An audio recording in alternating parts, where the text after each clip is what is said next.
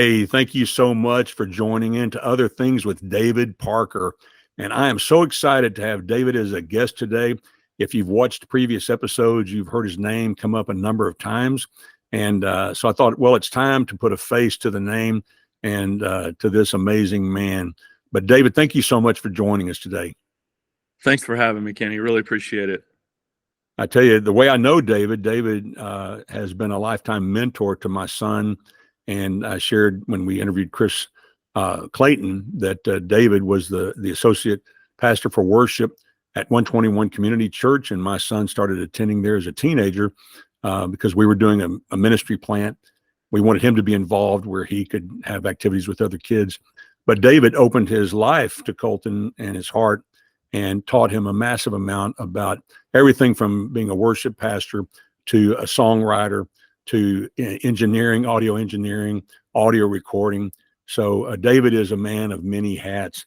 But I asked people, how would you like to be introduced on the show? And I think it's cool what David sent me. He said, David Parker, follower of Christ, husband, dad, and owner of a great dog. So, the first question is, tell us about this great dog. Oh, he's just a mutt, but he's always in your face and loving on you. So it's always fun to come home. And he thinks I've been gone for 7 years, and I've been gone for 7 minutes. So that's a good dog in my opinion. Now, he's just a mutt, just a mutt. Well, you got lucky. I tell you, the mutts we've had were dogs with mental illness. I'm serious. They were. It never worked out for us, but. So, David, you're in a new phase of life, and you talked about this. Of course, I know this, but share with us what God is doing in your life right now. Well, we've been in a church for 22 years, and we left just because we felt like God was moving us on from the current vision that they've got going. And so my wife Diane and I are just starting a whole new chapter. And we're really just turning a page and seeing what God has for us. We don't really have anything set and specific. We weren't moving towards something. We weren't really expecting to leave. It was just something that God really called us to. He may have been subtly planting seeds for us to move, but we weren't quite ready. And I finally looked at Diane and I said, we're too content. We're just too content. This is we could stay here and it would be fine.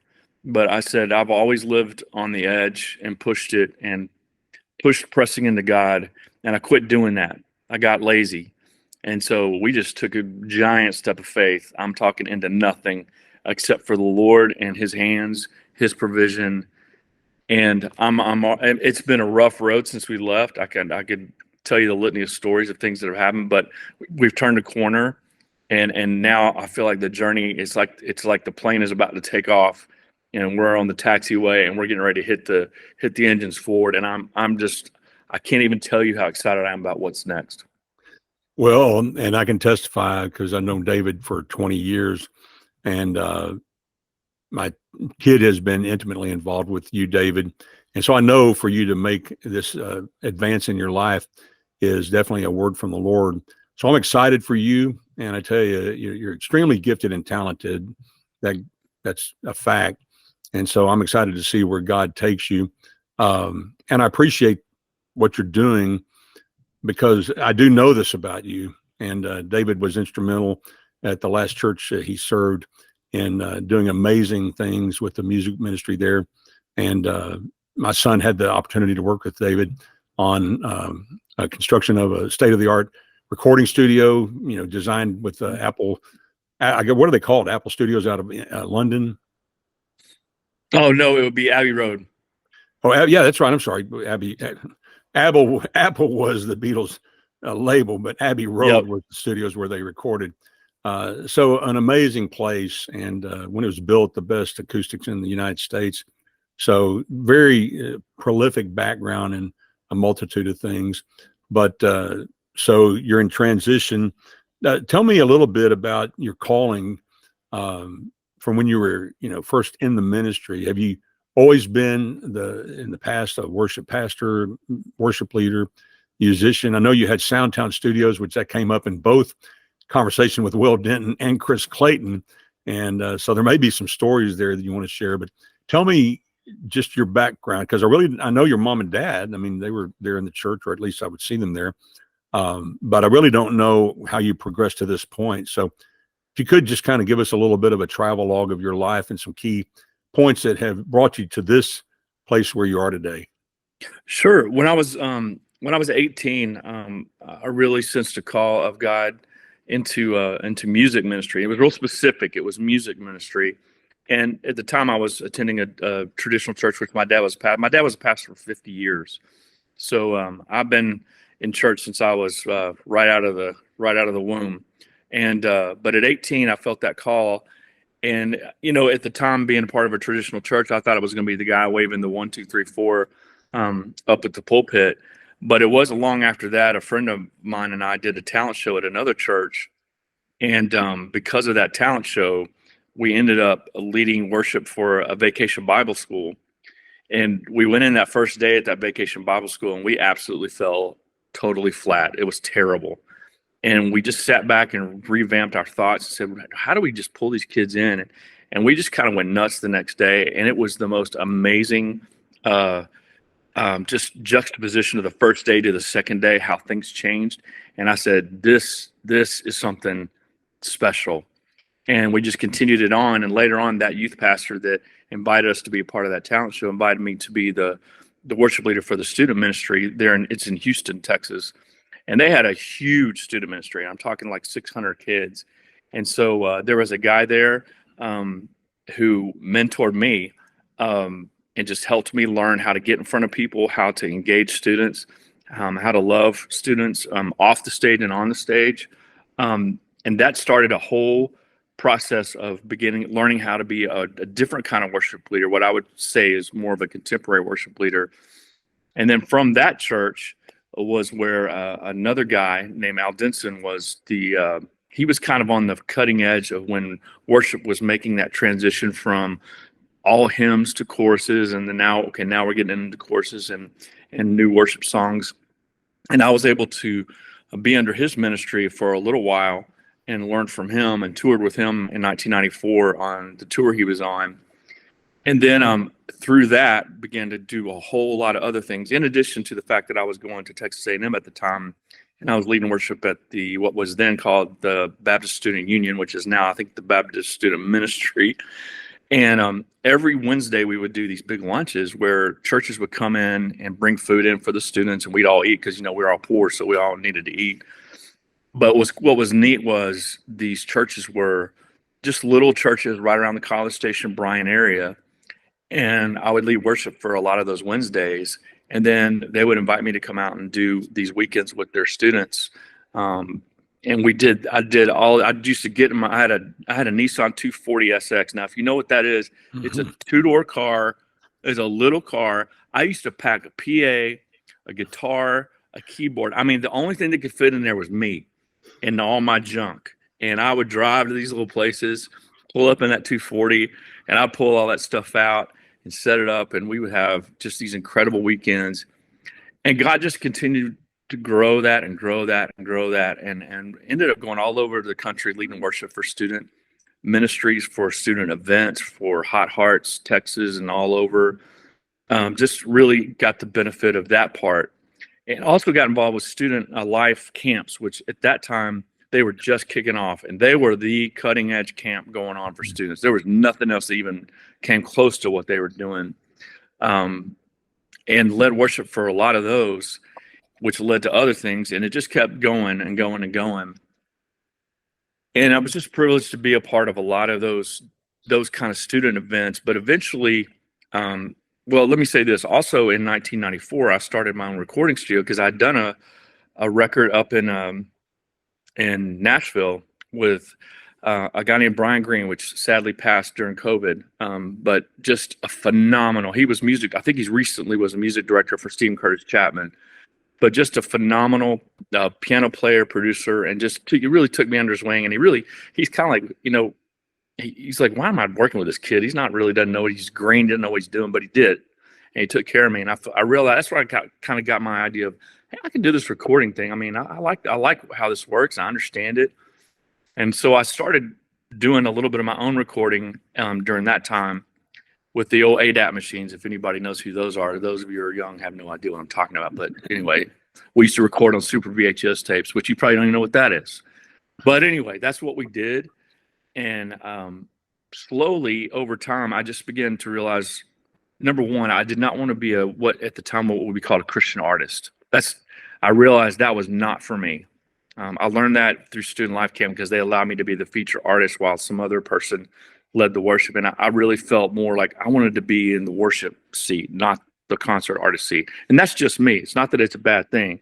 I felt better leading people into an opportunity to encounter God. And that's a big deal for me when it comes to worship. It's not just an experience, because we can go to a movie, you can see something online that makes you cry or laugh, and it's briefly here and gone.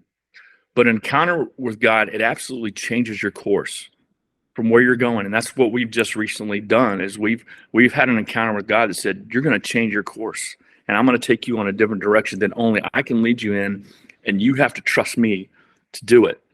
And so I got to that point from traveling where I had our first son, Noah, and I didn't want to be the absentee dad because I was traveling all the time. And so how God works, the recording studio began to become more prolific. And what was cool was all the people that came to the recording studio knew that I was a worship leader. And so all the worship leaders, or a lot of them around this area, and there was a lot of the cutting edge guys, they came because they knew I was a worship leader, not because I was some super talent. But what it became just a central hub of worship leaders, guys and gals, just talking about what it meant to be on the road, what it meant to lead people in worship, and how we were growing, and what it's like to be on an island. How do we come together? How do we help each other? And it really became a constant companionship of helping each other grow, helping each other's ministries, going through psychology together, just talking to each other, counseling one another through difficult times. And God just kind of slowly let the road fall off, and the studio began to pick up. And then as I was doing an album for one of our worship leaders, he told me about 121 Community Church there in Dallas. And it was a little church. I remember walking in going, there's 50 people. I go, I love this. This is awesome. There's 50 people here. I can just sit here and nobody's asking anything of me. And then not too long after that, I got asked to guest lead there and led for their first Sunday of doing 2 services, and they were all pumped, and I was pumped, and we just had an incredible time, and then slowly began to do that more.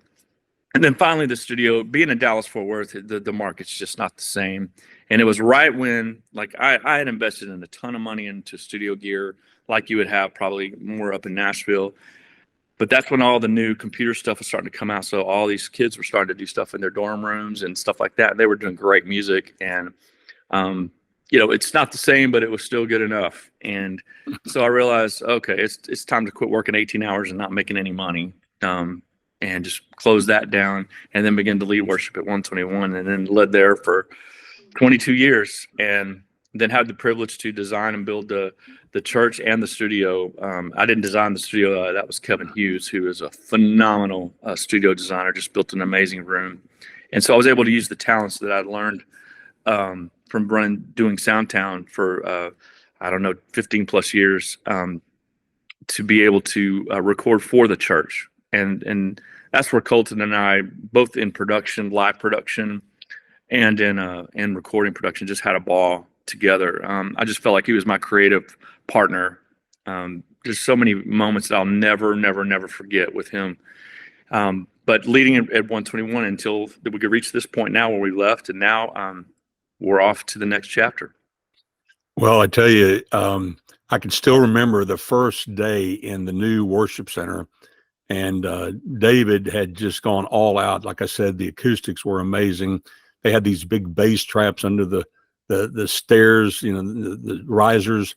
And I can still remember you started off with this video, and it was kind of rocking along, and all of a sudden it had this, I don't know if it was something slamming or whatever, but the bass drop. The bass drop went wham, and I mean, it hit my chest physically. And at that point, of course, it was a cool church in that regard. People didn't, it wasn't like some of the old-fashioned churches. And so everybody looked around like, okay, we're going somewhere now, I mean, and it was a blast, and you allowing my kid to be a part of that. But I have to ask you, me being an audiophile nut, that at Soundtown, did you have analog gear back then, as far as like the tube amps or whatever? What were you running there? Yeah, we were running preamps from Manley to API, and we had a ton of stuff. I mean, it was top notch stuff. It's tried and true analog recording. And so we had Tube Tech compressors. We had a whole rack full of stuff. I ended up selling all that because, like I said, all these new things were coming out. But when we started this church studio, I had really fallen in love with the Neve 1073s, and I was able to get my hands on an original, not the newer version. I'm talking the original. And man, we just loaded that sucker down with the best stuff that we possibly could. Got the best mics we could, because there's still not, this is just my opinion, there's nothing better than just really miking something well and having a great performance. Those are the two things you got to have. I mean, there's so many bells and whistles now, you can do what you want, but there's something special to a person singing or playing an instrument, miking it perfectly with the best sounding gear possible, and capturing it in the highest fidelity possible and putting all that together. Wow. So, now looking back, if you had all that gear, it'd be worth several $100,000 probably, wouldn't it? Oh yeah, it was then. So when I left the church, I still had some gear from Soundtown, and I can actually say that I purchased what is now vintage mics. That's how old I am, Kenny. I've got mics that are 20 years old because I bought them 20 years ago. But I tell you what, watching Apple Studio, Rick Beato, whom I follow on YouTube, musicologist, they gave him a personal tour, of the actual large room, and that guy was talking, and he had out some of the mics from like the 60s and the 50s, yes. And man, amazing. They said Kurt Cobain. I was watching Butch Vig, the interview with Beato, and talking about in the recording studio.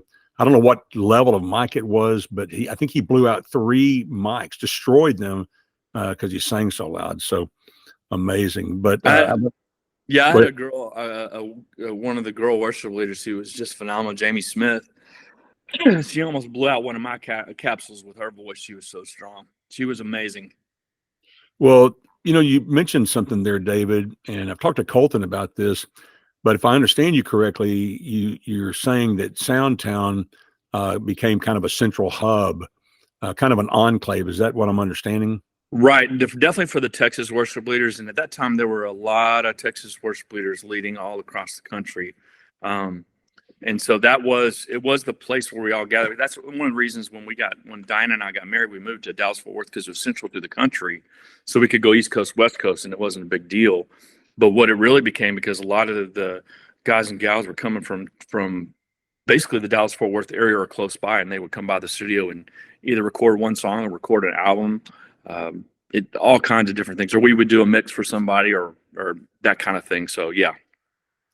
Well, with Colton getting started here in Nashville, something that just encouraging him, praying for him, that I think that's from outside looking in. And I know that they have like the writers' retreats here, and the record labels will sponsor that type of thing. And there's some camaraderie, but, watching the Sound City documentary by Dave Grohl, and I mentioned this before on air, but I think it's important because it has purpose beyond us talking about the recording industry or music.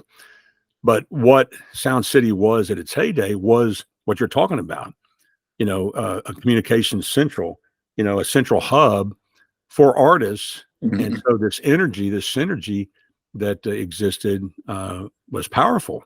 And I think we're missing that a lot, in not just in the musical realm, but in life in general. But what's your feedback on that? Do you see perhaps you being involved in something synergistic like that in the future? I mean, is any God saying anything? I'm not trying to impose that. I'm just saying, but you've been good at it. And so what's your take? I mean, as far as in your experience, as far as this idea of the central hub of an enclave? Well, I think it's I don't know what God has for the future. I know on another level, Just coming from a really large church, we've reevaluated kind of what we want in a church as we move forward, and not saying that as a consumer, just saying it as a follower of Christ. I really long for something much smaller, where we can really get into people's lives and they can get into our lives. And that's kind of the way it was at the studio, because there was just a small group of people who were doing things, and we would just keep passing each other in the studio and having these wonderful conversations. And it was a constant encouragement, because a lot of us felt like island when you're out in a hotel. Like for me, I traveled by myself for a long time before we had a band, and I mean, it was lonely. It was really lonely. But you come to the studio and everybody's hanging out, and we're there till midnight recording, and boy, you hit that one great song, and it's just magic. And those moments are just cherished and always will be in my heart. And I'm still talking to all these guys and girls today. We've not lost those friendships. Like you pick up right where you left off. And that is something really, really special that I will cherish forever. Yeah, and I think, we have this old gas station here in Spring Hill that's on Highway 31, which has been a main street for like 100 plus years, but this old gas station has been converted into a cigar shop and where they go to smoke. And I sit there and watch these guys, and it's a cool little building, and it's right on the main drag. And they have out back, they built this covered porch, and they have all the gear out there, and you see these cats sitting out there in these really cool looking leather chairs, and they're smoking stogies. And I thought, I don't want to smoke stogies, but I tell you, there's something about that. You see that ambiance, and you go like, maybe I want to go sit in there and just see what they're talking about, Yeah. But I think the people are longing for it. And there's a Hatchet House, and it's on the back side of a strip center, just 5 minutes from my house. And I was cutting through, kind of the parking lot at night, the pizza place, doing a pickup for our home here. I wasn't delivering, but then all of a sudden there's this activity. There's all these people. I thought, well, whoa, what's this? So I stopped, and especially being, in love with people, concerned about people, I thought, wait, why are they all gathering here? And so come to find out, it's one of these, activity places where you throw a hatchet. So that's on my list of places to go, get another friend and just go sit and hang out and see what's happening in people's lives. But that's encouraging. In conversation prior to, I sent you a questionnaire that asked you about some things that you sense in your life. And one of the top things that you shared with me is just a sense of absolute trust in God in every circumstance and situation in life. And I think that's important.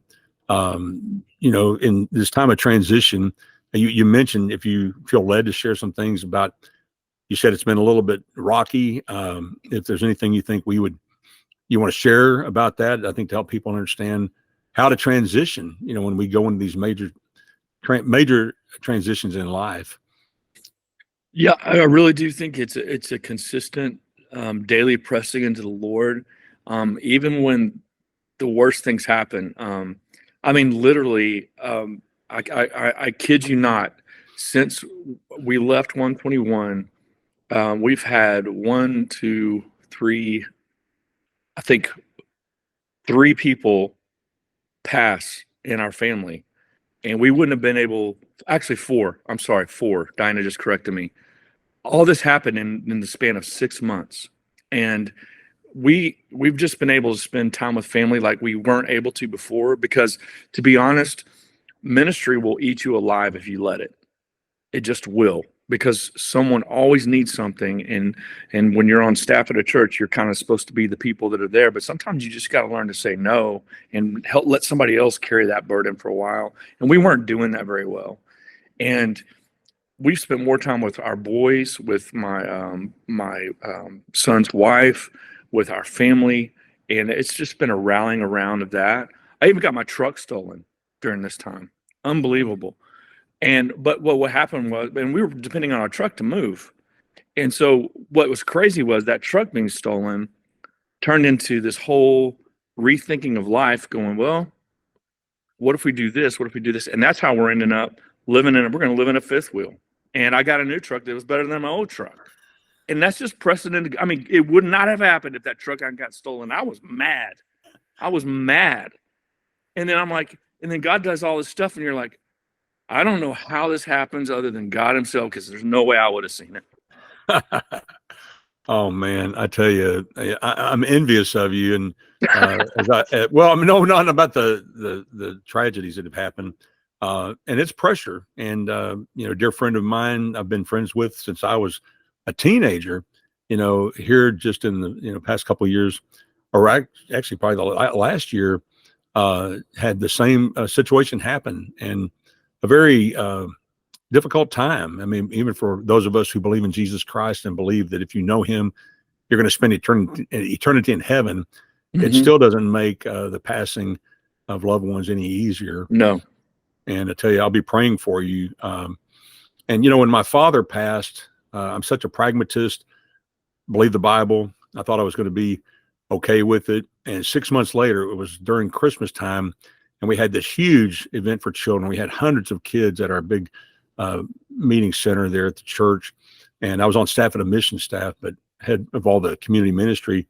And in that night, I just started breaking down crying. And my assistant was there, and I had to step away. And I said, Lynn, I don't know what's going on. I mean, I'm just weeping uncontrollably. And she looked at me, she said, Kenny, you've never stopped to grieve. And I thought I was good, because my father, who had not been a Christian his entire life, came to Christ at the very end of his life. So I was rejoicing, but still when it hits, it's just, you can't stop it. So it's the reality, and we need to go through it. It's a part of life. Right. But so something else you said is to follow the greatest commandment of loving God with all your heart, soul, mind, and strength, and loving your neighbor as yourself.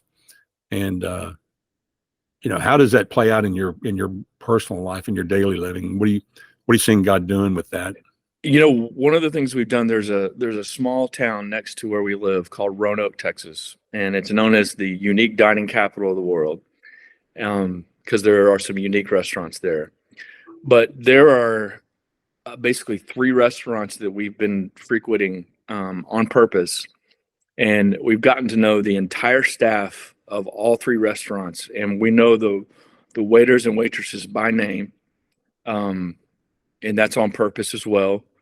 And because we found out, as being on church staff, you don't run in, at least especially in the worship team, you don't run into folks that are not followers of Christ or are seeking him out very often. It's just not a common occurrence. You have to be super intentional about it. And we started that kind of deal of meeting these people and finding out their names. There's just something about calling a person by their name, especially when you go back and you remember their name and they're like, you remember who I was. And I mean, it's been phenomenal to see God work in the lives of these folks, who some of them have some pretty hard and tragic stories. But we've gone to dinner now with some of them. Just yesterday, we went by one. It's a kind of a home cooking restaurant.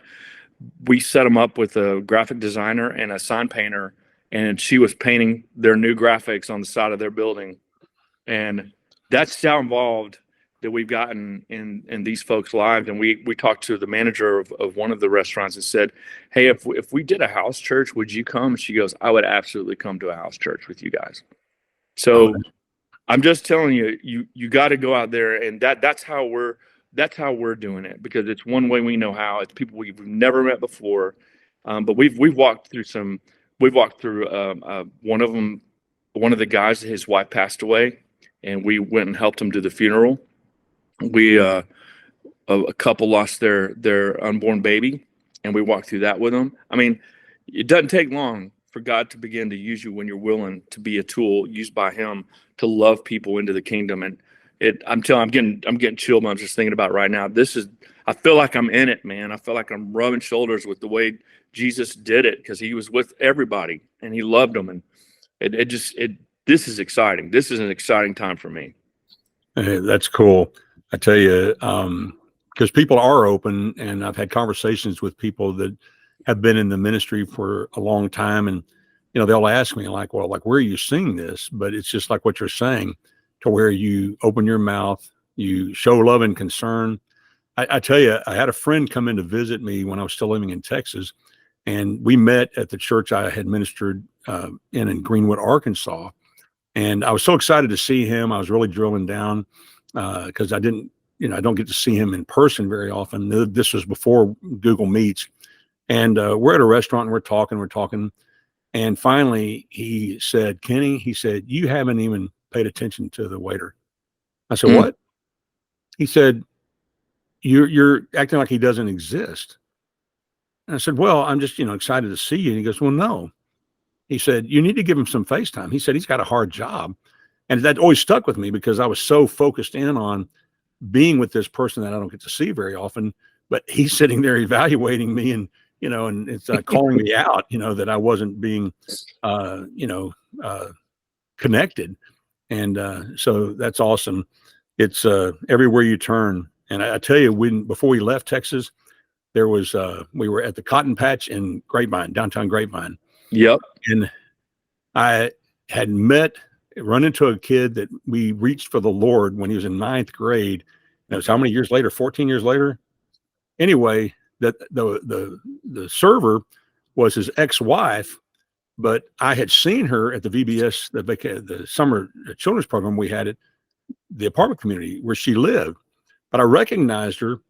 And so all this happened because I'm out at the Cotton Patch and she recognized me. But then she was sharing with me the story about Sam running into me in the dark in that community. One night I was visiting, telling the kids, hey, we're getting the club going. So yeah, you never know what God's going to do. Something else you shared with me is think about serving others more than making yourself something. And of course, I think even the story you just shared illustrates that. But tell me about that. How do you see that playing out in your life? I think, and I'm trying not to be. I try not to be too critical. I sometimes get a little jaded, but there's a lot of followers of Christ who are self-seeking in addition to trying to do ministry. And when you read Philippians 2, it says specifically that Jesus emptied himself. There was nothing about him that was about him. He was about others. And I think that's more of that is what's needed because people see that. And that's what we want to be. We want to just empty ourselves and lift others up. And then however God chooses to use us or what he wants to do with us is up to him, not up to me. But I needed to quit. I have to learn to quit striving for anything for me and just allow God to be the one that raises whoever up. And that's been the greatest part of mentoring is watching the guys that I've been able to be a part of their lives in just a small way, watch them rise. I take more joy out of that than anything in the world.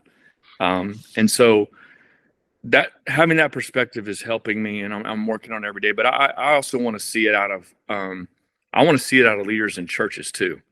And I see a lot of that not happening. And it's frustrating for me. But if you're going to lead something, you need to look at what the example was. And Jesus is the example. And it's right there in Philippians 2. And if you're not being that kind of person, no matter where you're leading, then you're not doing what Christ called us to do. And I think it's a check on the heart, a deep check on the heart on what your heart is standing for and who for. Yeah, and back when Colton first came to your church and you auditioned him, and I shared the story previously, but it needs to be said again in your presence that I was all excited and I thought, okay, he's going to get to be one of the drummers in rotation for the main worship service. And Colton came home and I said, well, how'd it go? And he said, I did a good job, but he said, I haven't gotten my groove yet. I'm like, what? And you were right, but it was a learning experience for him. It also challenged him to work harder, to where I remember then the day he came back and I said, well, how'd it go this time? And they said, you found it. I mean, we can hear the difference. And of course, being around drummers now for a lot of years, you can hear the difference, and, but you were willing to work with, how old was Colton? My wife's off the camera here. A sophomore. So he was about 16. And, keep in mind, folks, David's very modest, but he was in a very, prominent position with a lot of, responsibility, pressure as the worship leader for the church. But yet he personally was willing to give his time and invest it in a 16-year-old. And it's still paying dividends to this day. So I got to give props to Chris Clayton though, because I told Chris Clayton, I said, listen, when you tell me Colton's ready, I'll trust you, because I was mentoring Chris at the time, and that's when Chris brought him to me. I said, Chris, you lied. He's not ready. He ain't got it yet, but he'll get there, and I'm sure Chris worked with him too. But I'm telling you, when he came back, and then to this day, I would sit down with Colton and play anything, anywhere, any place, anytime, because he's just really, I just feel like he's my brother in crime doing this thing, and I just love him so much. I was watching a live recording last night of Rick Beato with Nuno Betancourt, who's Beato, the musicologist, says that Betancourt now has ascended to he's taken Eddie Van Halen's place as probably the most amazing guitar player alive. Nuno's voice, I mean, his language is rough sometimes, but he was talking about some of these early drummers that he, inspired him. And he said that the thing about them that he loved, he said they weren't just, technicians.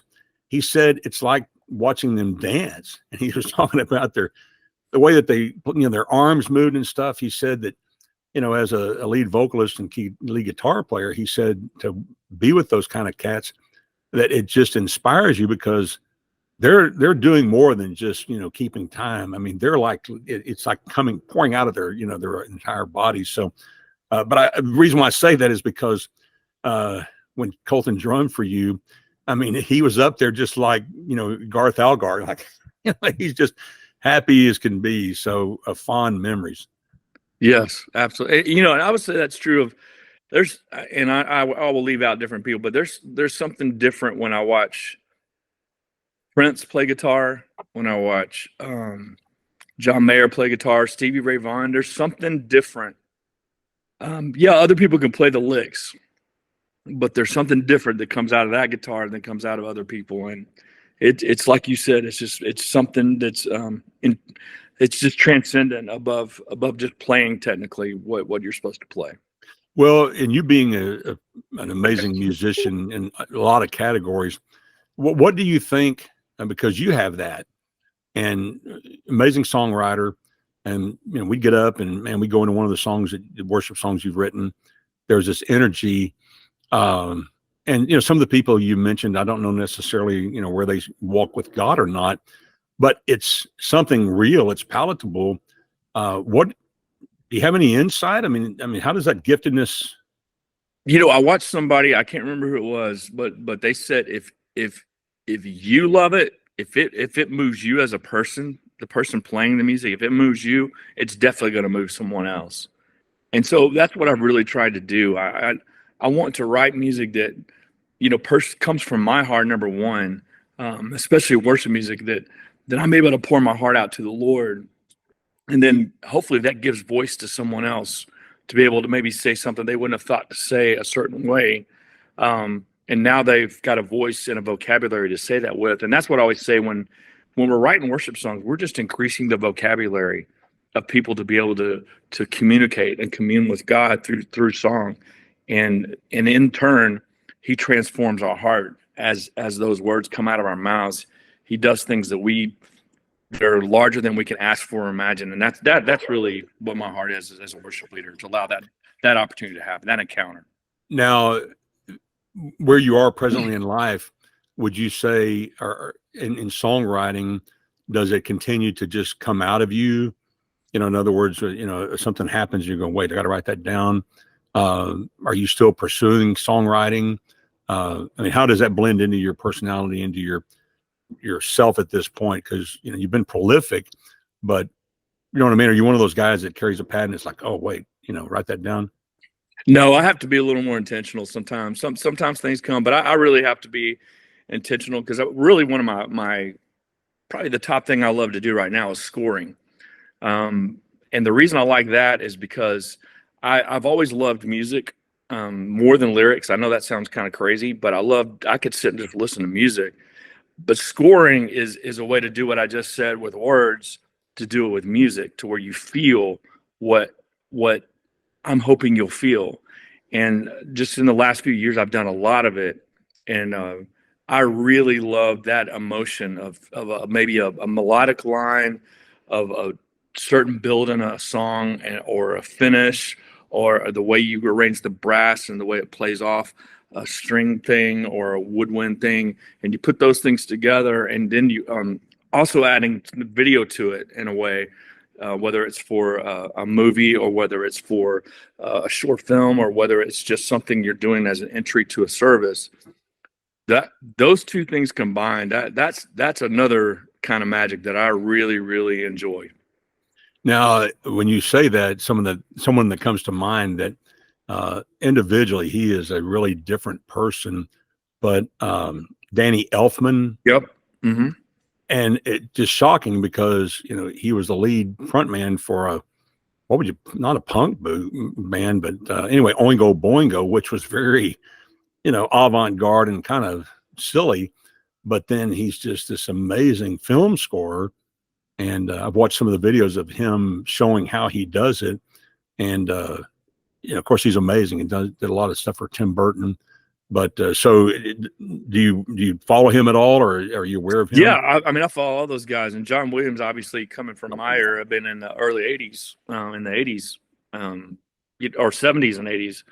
When I listen to the Olympic theme to this day that he wrote, I want to jump up and, run around a track or something. And if I did that, I would die. So to have the music move me that much, that's pretty good. Well, yeah. So John Williams, I guess he just received some sort of huge award. But talk about amazing. Yeah. Are you interested in doing anything like that? Some film Absolutely. scoring? Absolutely. I'm talking to some companies right now about doing some scoring for some of their promo stuff, and so it's fun. It's a lot of fun. Well, I can tell you will do an excellent job at it and be very successful. A song that I think has a lot of depth in it, the song "Here" from your album. I think it needs to be recorded by somebody here in Nashville. And I know right now there seems to be a strong aversion still about doing what the industry calls outside cuts. But there was a guy here in town who is evidently pretty prominent in one of the major trade magazines. He put out the notice that, hey, this needs to change. The artist needs to start recording outside cuts. I mean, if Elvis Presley, you wouldn't know who he is. He didn't write a song. Yep. But Michael Bublé didn't write music to begin with. I mean, he was doing covers. Now he has stuff that his name's, co-writer on. So, yeah, I don't know what would stimulate that. Do you think, David? I mean, you've been in the industry a long time. This aversion to outside cuts. Do you have any idea on that? I don't. I other than there are people that are gifted songwriters that aren't gifted at being in front of people, and so their talent is to put words to music in a special way. And then there's people that aren't necessarily good at writing. So I think it's being willing to drop egos and things like that to say, you know what, I'm going to take this song and benefit this person, and yes, it'll benefit me too, because this is their gift, and let me be an instrument of helping their gift get out there. And it really is a lot of laying down your own pride and your own self, and being willing to take something and really do something with it that you can do that they may not be able to do, and enjoy their success as much as you enjoy what success comes your way. Yeah. If they can put people in the seats, that equals income, which helps pay the bills. So 100%. Yeah. I'm praying that there's a change here in the city, because it's pretty tight that if you're not, one of the artists on the thing, that they're not recording it, and to have somebody that can interpret is powerful. I don't know. I can't remember if I sent you the link here recently. Have you heard of Tori? It's Holub, Holub. You sent me the link. I haven't had an opportunity to listen to it yet. Yeah. There's a guy, I think he's called Wings of Pegasus. He's got a YouTube channel to where he kind of goes through and audio tracks and the sound waves as far as giving feedback on what they've done in recording. And he did a recent YouTube, broadcast on her, but talking about when you said that, having the microphone, a good clean recording minus the gear. And he said that exact same thing, David. And then he's evaluating this Tori I guess it's Holub, who is a replica of Karen Carpenter, which Mm. it's eerie. And he talks about that, the fact that her voice, and so he breaks it down, and through the analysis electronically, they're not colorizing her voice. I mean, she sings like Karen Carpenter. She's 37, but somebody's going to sign her. It's just, she's amazing. And she can interpret all these songs. So I'm going, well, she's the next female Michael Bublé, you know? Yeah, I you know, and another thing thing that's missing, at least in a lot of things I hear today. I mean, every place I go, most of the time they're playing 80s and 90s music, because they were songs they'll last. People will be listening to them forever. They're timeless. And a lot of the stuff you listen to today, I mean, it's nobody's going to remember those songs, because it's just a different kind of way of doing things. And maybe that's the way it's going. But it's just funny that every restaurant I go to, every place I go, I'm still hearing Toto, Sting, Prince. I'm hearing all their individual songs that are the best. U2. I mean, if I go to U2 concert, I just want to hear 3 songs and I'm happy. I'll go home happy. I could care less about the rest of it. So a great song can never be replaced, and so it's worth spending the time to craft a good song with a great melody, with great lyrics, and something that comes from the heart, that speaks to the soul of a person. Yeah. You know, Susan's aunt, we found out she had a long lost aunt that she didn't know existed. And she lives right near Paisley Park, Prince's studios. Yeah. Mm-hmm. And all the years never knew that he lived there. You know, he was there in the community, and he just was very kind of a quiet individual. But I just, you know, it was after he passed away. But she said, I didn't know that was it. I used to drive by it all the time, and I thought it was an industrial complex. But, it looked like one. Yeah. Did you know, this is a little known fact, that he would open up his 10,000 square foot soundstage, and on Friday night you could buy tickets. You had to buy them locally from his people, and go sit in there, and he'd show up, and he's like, hey, I got a new guitar I want to show you guys. And well, can you imagine? It didn't go through Ticketmaster or anyone. $10 at the door.